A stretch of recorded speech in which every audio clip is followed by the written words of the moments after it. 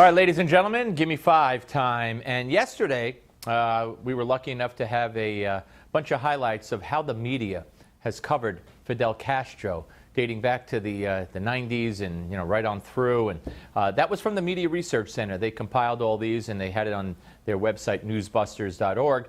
And today they have a compilation of how the press, the media, reacted to Trump winning when it looked like Trump would win and when Trump actually won. I mean, as I said in the noon show, there is a disease, as you know, that is called Bush derangement syndrome. That started during the presidency of George W. Bush, and many people to this day still have that disease. Some have been able to not have it cured, but the severity of the disease has lessened, and some have gotten it out of their system to a great extent, because there is no known cure. Well, the newest offshoot, it's the same family of sickness and illness, and it's Trump derangement syndrome. And you'll see the symptoms when we start showing you these. And why don't we start with this one? This is the time for real wisdom. Lightning round. If Trump wins, how about bursting into tears and screaming for the next 45 minutes? Well, America is crying tonight. I'm not sure how much of America, but a very, very significant portion, and I mean literally crying. Everybody is crying and so upset, and it is the end of their world. Feels like the end of the world. We were on Lifetime last night, and I was slowly getting drunk is what happened to me. How do we explain how this is possible? How do we explain how this is possible? Well, that's one symptom of Trump derangement syndrome. You think that you know it all. You think you speak for America, when in fact, as Gayle King and her colleagues are so blatantly out of touch with America, they live in their little cocoon, and they think they know what Americans want and what Americans need, when in fact more women voted for Trump, more Hispanics voted for Trump, more blacks voted for Trump than they did for Mitt Romney. And Gayle King says, how is this possible?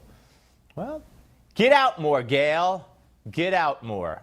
And there's so many more people with this disease. Watch. How did this happen? Experienced politician versus racist fake gynecologist. Get your abortions now, because we're going to be and we're going to have to live with it. You're awake, by the way. You're not having a terrible, terrible dream. Also, you're not dead and you haven't gone to hell.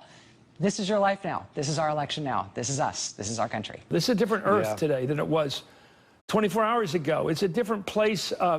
Cause it just is different. The woman who President Obama called the most qualified person ever to run for the White House couldn't break through. The question remains, who can? Okay, now, Andrea Mitchell there suffers from her own unique form of Trump derangement syndrome. She's all about sexism, the glass ceiling, getting a woman elected. And because the woman lost to Donald Trump, that's her, the disease has entered her bloodstream, and the toxicity of it centers around the sex and the gender of the losing candidate, but it still manifests itself as Trump derangement syndrome, okay? And by the way, did you see, I don't even know who that was, get your abortions now. Wow. Wow. It's an illness. It's not nice to make fun of these people because they're sick. They are sick people. More. Deeper concerns tonight that the world's shining light of democracy has gone dark. Decency lost last night, and that's what's so hurtful about this. This was a white lash. This was a white lash against a changing country. It was a white lash against a black president in part. And that's the part where the pain comes. Yeah, and that Van Jones is suffering from his own unique, again, strain of Trump derangement syndrome, where everything is seen in terms of race. His disease leads him to think that that the Trump victory was a backlash or a white lash by whites against Barack Obama. I mean, that makes very little sense at all. I think there was a backlash against Barack Obama. It has nothing to do with his color. It has to do with his policies. and his legacy and him wanting to continue all the things he started when from the beginning America said that the country was headed in the wrong direction. But that's another strain, much like Andrea Mitchell has her own strain. Van Jones has his own strain, and it all centers around race. But again, all these people are sick. They're infected with Trump derangement syndrome. And there's no known cure, nor is there a known cure for Bush derangement syndrome. It just has to work itself, through its incubation period, and then the actual disease itself. And it could be years and years, and some will never get over it. Some will suffer from it for the rest of their lives. Here's more.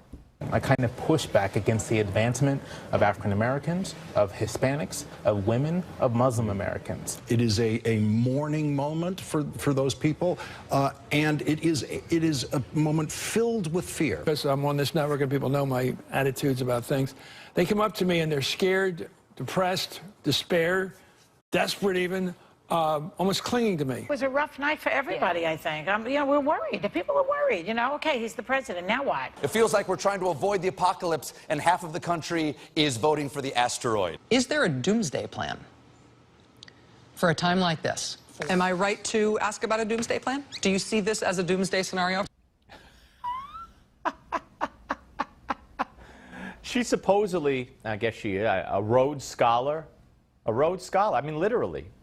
So even those at a high education level and supposedly at a high intellect level are just as easily susceptible to Trump derangement syndrome as anybody else. In fact, when studies are done, I think they may find that they are more susceptible.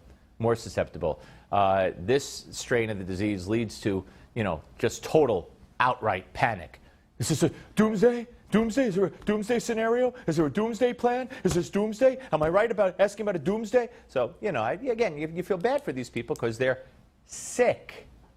More. So if Donald Trump is democratically elected and your son is serving as a Marine, you wouldn't trust his life under that commander-in-chief? And Kane said, I wouldn't. That's a pretty extraordinary thing to say. If you have a son in the Marine Corps, and that you don't trust the commander-in-chief. The people in the military defend the Constitution. She's getting choked up and crying. She was a moderator for one of the presidential debates, and she's crying over the fact that Donald Trump lost. Now, there'll be debate for many, many years when, doctors study and, the disease. Was she infected at the time of the debate, or did Trump derangement syndrome kick in after the results of the election became apparent?